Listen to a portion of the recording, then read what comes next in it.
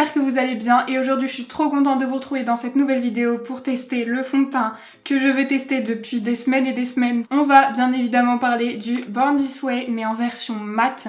Je n'avais pas testé le fond de teint Born This Way classique parce que j'avais entendu en fait que pour les peaux grasses c'était pas forcément le mieux. Je l'avais pas testé mais chez Too Faced et non, enfin de manière générale mon fond de teint préféré pour les peaux grasses c'est celui-ci.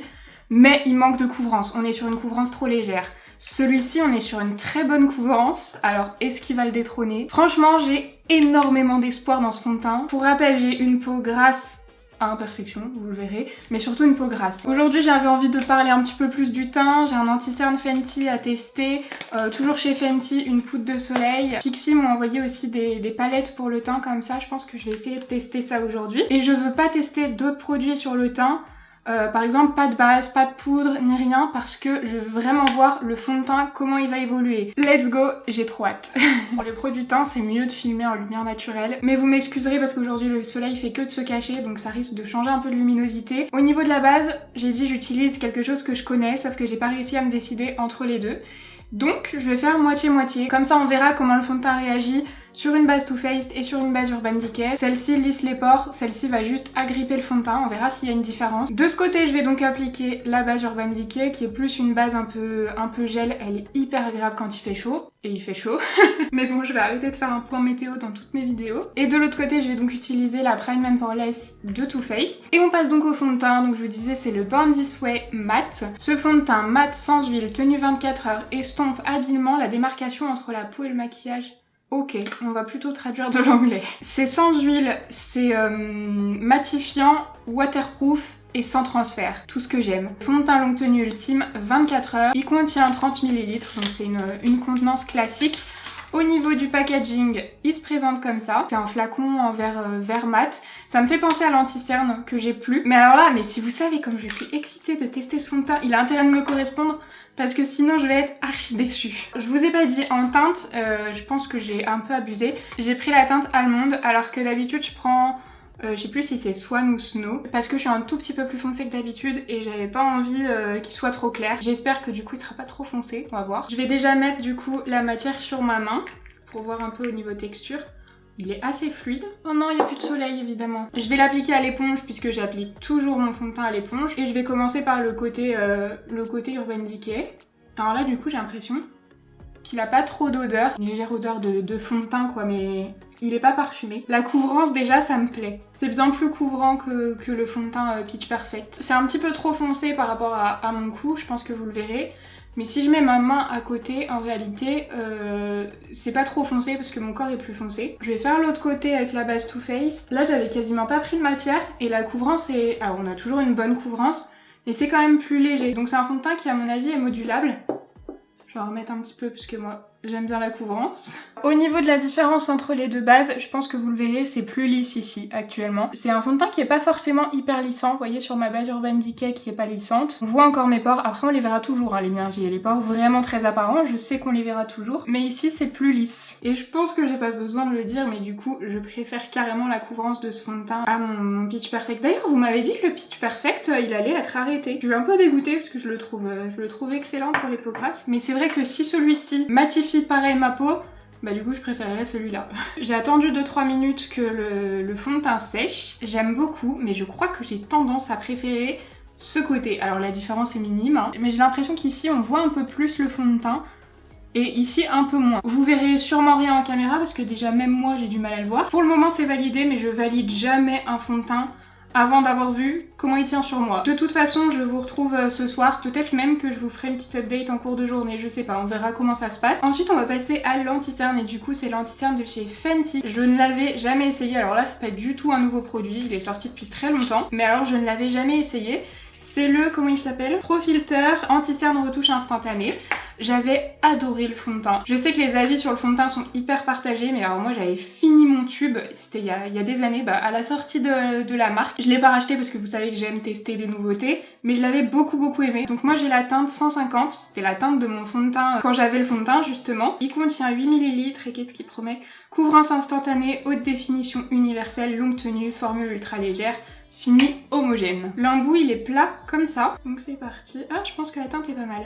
J'en mets vraiment que sur les cernes pour voir comment le fond de teint va se comporter dans la journée. Si je mets de l'anti-cerne un peu partout, je verrai moins. Niveau couvrance, déjà ça m'a l'air pas mal du tout. Je pensais que ça allait sentir comme le fond de teint. Le fond de teint il avait une très forte odeur de vanille. Là j'ai pas l'impression que ça sente quelque chose. Mais au niveau couvrance, je trouve ça vraiment pas mal. Il se fixe pas tout seul l'anti-cerne, il faut que je le poudre. Au niveau poudre justement, j'ai longtemps hésité, je savais pas trop quoi mettre. Et puis je me suis dit qu'une poudre que j'utilise énormément en ce moment, à mon grand étonnement, c'est une poudre compacte. Et là par contre je vais pas faire 150 000 expériences, je vais mettre la même des deux côtés et je vais aussi mettre la même... Ouais, ça file dans les plis. Je mets la même au niveau du contour des yeux. Celle-ci, ce qui est bien, c'est que je peux tout faire avec. En fait, sur cet anti-cerne, je vais changer parce que là, ça fait un effet un peu sec ici. Je vais tenter une autre poudre. C'est une poudre Kanebo, je crois, un truc comme ça. Elle vient de chez Yes Style, mais impossible de la retrouver, je pense qu'elle se fait plus. Mais du coup, je vais tenter avec celle-là. Là, il n'y a pas photo, ça a bien poudré comme d'habitude. Mais du coup, je vais quand même venir poudrer mon teint avec la poudre Too Faced. Et franchement, le fond de teint file pas trop, parce que là, j'ai une ride au milieu du front. Et d'habitude, ça file carrément et je dois tout le temps retoucher. Franchement là ça file pas trop dans la ride, il a l'air de pas mal tenir hein. Alors que je l'ai pas du tout poudré depuis tout à l'heure, donc là j'y vais, je la... Oh j'ai déjà fait un trou. J'arrive déjà aux pannes. Purée. Du coup j'applique cette poudre sur tout le teint, là j'applique la même partout. Moi je la prélève à la houppette, c'est peut-être pour ça aussi qu'elle part assez vite. Mais si vous avez la peau grasse, c'est ce que je vous conseille de faire, je trouve vraiment qu'il y a une grosse différence. Quand on applique la poudre à la houppette et la poudre au pinceau, on en dépose. Non mais écoutez, il y a un problème de mélange, je pensais pas. Ça a déplacé, je sais pas comment c'est possible que ça déplace comme ça. Du coup ça vient pas de la base si ça fait la même chose des deux côtés. C'est à ce niveau-là, au niveau de la transition en fait, et sur le nez. J'arrive pas à croire que ça puisse venir du fond de teint. Ce que je vais faire, je vais me démaquiller, je vais recommencer, et on va voir à quelle étape il y a un souci. Je ne déclare pas forfait, j'ai été me démaquiller, j'ai fait un gommage parce que ça faisait très longtemps que j'en avais pas fait, j'ai réappliqué mes soins, mais de base j'ai fait la même chose, Urban Decay Too Faced. Et on recommence. Bah là pour le moment c'est comme tout à l'heure, hein, aucun souci particulier, j'adore le résultat. J'en ai mis un tout petit peu moins. Bien que je doute que l'effet pas joli vienne de l'anti-cerne Fenty, je vais pas le réutiliser. Je pense pas que ça vienne de ça parce que vous voyez ça le faisait sur le nez alors que j'avais rien mis sur le nez. Mais dans le doute, je vais utiliser mon anti-cerne habituel. Je vais poudrer juste mon anti-cerne pour le moment et je vais peut-être changer de poudre pour poudrer le fond de teint. Mais je vois que sur mon nez là ça a tendance à faire comme tout à l'heure. Alors que sur tout le reste du teint, j'adore le rendu mais là sur le nez ça va pas du tout, ça fait pas un beau rendu. Du coup je vais prendre la poudre Tarte et je vais venir poudrer à la houppette. Putain mais c'est fou le résultat, mais vraiment j'adore le résultat sur les joues, c'est couvrant, velouté, mais là je contourne mon nez, je sais pas ce que je vais faire. De toute façon j'ai pas le choix, faut que je poudre toujours, sinon ça va briller, ça va trop briller. Franchement sur le teint pour le moment je suis archi fan du résultat, c'est couvrant. On voit toujours mes petites imperfections mais j'en ai pas mis énormément du fond de teint, donc là c'est assez couvrant par rapport à ce que je voulais. Par contre je sais pas si vous verrez sur le nez, ça a pas adhéré uniformément sur le nez, c'est trop pénible. Bon je vais continuer mon teint et puis on verra ce que ça donne à la fin. J'ai une poudre de soleil de chez Fenty Beauty à tester, c'est la poudre bronzante instantanée que j'ai en teinte In the Sun. J'aime beaucoup le packaging. Au niveau de la teinte, ah ça m'a l'air très bien. C'est une teinte chaude mais pas trop chaude, je sais pas ce que vous verrez. Et surtout qui est pas trop foncé. Avec un petit pinceau comme ça qui est le 102 de Emeraude. Ah il a pas l'air trop pigmenté, c'est pas mal. Et je vais l'appliquer comme j'applique habituellement mon bronzer. Franchement cette teinte pour les peaux claires, elle est vachement bien. Habituellement je prends des teintes beaucoup plus foncées et j'en mets 4 fois moins. Mais à chaque fois il y a quand même le risque d'en mettre trop. Et franchement là pour les peaux claires, hyper bien cette teinte. Il est pas hyper pigmenté donc il faut y aller quand même. Il est pas hyper poudreux en fait. Bah là le bronzer franchement j'aime beaucoup. Ça rehausse le teint mais c'est quand même assez naturel. Je valide carrément, j'aime beaucoup ça. Je vais passer à la palette Pixi, je cherche la référence, c'est la Sugar Blossom. Je vais mélanger, parce qu'en fait ça je sais pas si c'est censé être un fard de contouring, mais pour moi non. Parce que je vais vous montrer, il a un sous-ton rouge-rose. Du coup pour moi c'est vraiment plus un blush. Ce que je vais faire c'est que je vais mélanger ces deux-là, parce que ça c'est beaucoup trop peps pour moi. Je vais peut-être le swatcher pour voir au niveau pigmentation. Ah oui, mais il est joli en fait. Ils sont pas complètement mat, ils sont satinés. Je vais en prendre un peu des deux. Au niveau du blush, j'aime bien. Le rendu est franchement quasiment mat hein, sur les joues. Il n'y a aucune paillette ou quoi. Et du coup, dans la palette, on a deux highlighters. Je pense que je vais plus mettre le rose gold qui est là, parce que là, il m'a l'air très rosé celui-ci. Avec un petit pinceau highlighter qui a un Elsa Makeup et qui n'existe plus. Et je vais venir l'appliquer. Il se dépose mal. Il accroche pas hyper bien, donc il faut faut assister un petit peu. Vous voyez, j'ai fait un swatch au doigt. Au doigt, il se pose bien, mais au pinceau, il faut passer plusieurs fois pour qu'il se dépose. J'aime bien la couleur, mais au niveau de la texture, c'est pas mon préféré. Je sais pas si ce sera possible de montrer ça en caméra, mais je trouve qu'on voit trop les nacres et du coup ça montre la texture de la peau. Je vais l'appliquer au doigt. Ah, au doigt il est plus intense. L'étape finale, je vais mettre mon spray fixateur Urban Decay. On va voir du coup s'il peut pas faire quelque chose pour mon nez. Parce que souvent les sprays fixateurs, quand il y a un truc qui est pas ouf, ils arrivent à l'améliorer. Enfin les Urban Decay en tout cas.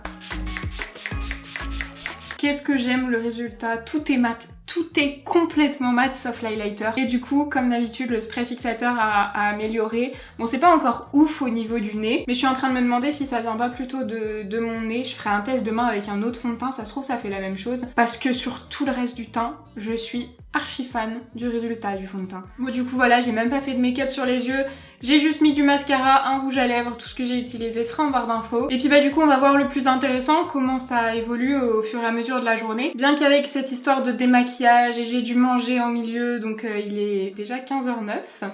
Après c'est pas grave, de toute façon je vous retrouverai ce soir, pas avec cette lumière, du coup ce sera en lumière artificielle, mais au moins je vous donnerai mon avis, savoir si ça tient bien, si ça matifie. Et puis bah du coup je vous dis à tout à l'heure. On se retrouve, il est 23h03, ça fait donc 7 heures que je porte le fond de teint, il a fait encore une fois très chaud aujourd'hui, alors je pense que vous le verrez, je brille. Faudrait peut-être que je pense à ne plus commencer mes updates comme ça. Oui je brille, oui j'ai une peau grasse, je brillerai toujours, mais franchement je trouve ça hyper correct. Sur le front je brille de fou, mais en plus ce qui me saoule c'est que là je suis en lumière artificielle, du coup vous voyez pas réellement, genre ça accentue vraiment les brillances la lumière artificielle. Juste ici je brille pas, et je vous ai dit moi j'ai une peau grasse, donc peau grasse ça veut dire qu'on brille de partout, pas seulement sur la zone T.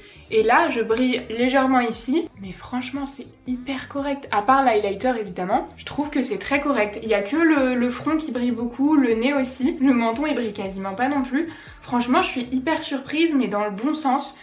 Au niveau du nez ça s'est pas du tout dégradé, même limite ça s'est arrangé. Au niveau différence des bases, la tenue est la même sur les deux. Ce que j'ai envie de faire là c'est de prendre des petits papiers matifiants pour enlever les brillances au niveau plus de la zone T en fait. Comme ça je verrai mieux si ça a bougé ou pas. J'ai utilisé 2 papiers matifiants, ce qui est moins que d'habitude. Habituellement j'en utilise au moins 3. Ça veut quand même dire que ce fond de teint a très bien matifié, et alors là je suis vraiment par contre... Je suis désolée, quand vous êtes posé sur le miroir, si je veux me voir, il faut que je fasse comme ça. Par contre je suis vraiment choquée, il a pas bougé, mais quand je vous dis d'un poil, j'ai zéro effet matière autour de la bouche. Je crois que ça m'est jamais arrivé à ce point là. Mais vraiment, il a pas bougé. Je crois qu'en fait mon nez est juste déshydraté et j'ai pas l'habitude. C'est incroyable. Et il a pas filé dans mes rides. Non mais c'est... En fait on dirait que je viens de le poser. Moi là je suis choquée.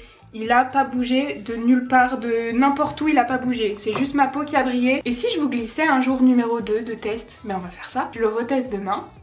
Donc à demain. Dernière petite update imprévue, il est 2h09 du matin, j'ai passé des commandes déco jusqu'à...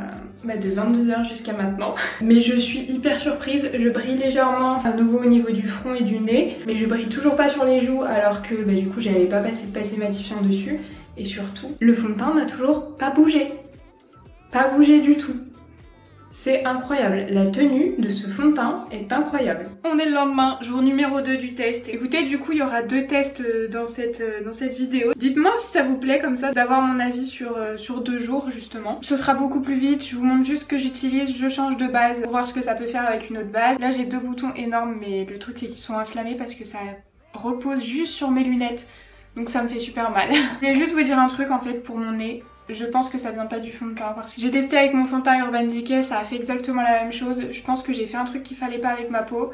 J'ai dû trop la toucher, je sais plus, je me souviens pas ce que j'ai fait, mais en fait c'est vraiment ma peau qui est abîmée et ça vient pas du fond de teint. Hier j'ai pas mis de maquillage, je me suis bien hydratée, on va voir ce que ça donne aujourd'hui et on se retrouve après l'application.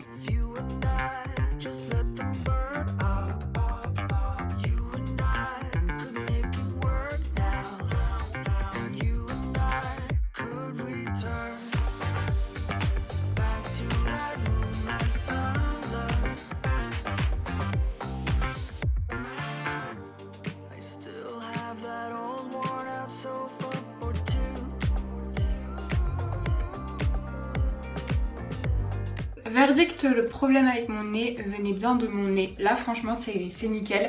J'ai plus du tout le souci sur mon nez. Au niveau de la couvrance, on est sur une couvrance moyenne plus, moi je trouve. Vous voyez, j'ai pas mis de correcteur, enfin j'ai juste mis le fond de teint sur tout le teint. J'ai mis mon anti-cerne Tarte et ma poudre Too Faced sur tout le teint. Et le spray fixateur Urban Decay comme d'habitude. Là au niveau du teint, je suis complètement fan du résultat. On va voir comment ça va évoluer. Il est 10h48. Et puis je vous fais un petit point ce soir. Et surtout que là il faut que je sorte, que je porte le masque. Mais en tout cas j'ai plus du tout le problème sur le nez, donc trop bien. Et il y a le facteur qui vient de sonner, regardez ce que j'ai reçu.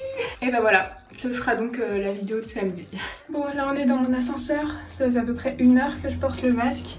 Après celui-ci il est quand même assez détendu. J'ai quasiment pas de marque à l'intérieur. Un petit miroir.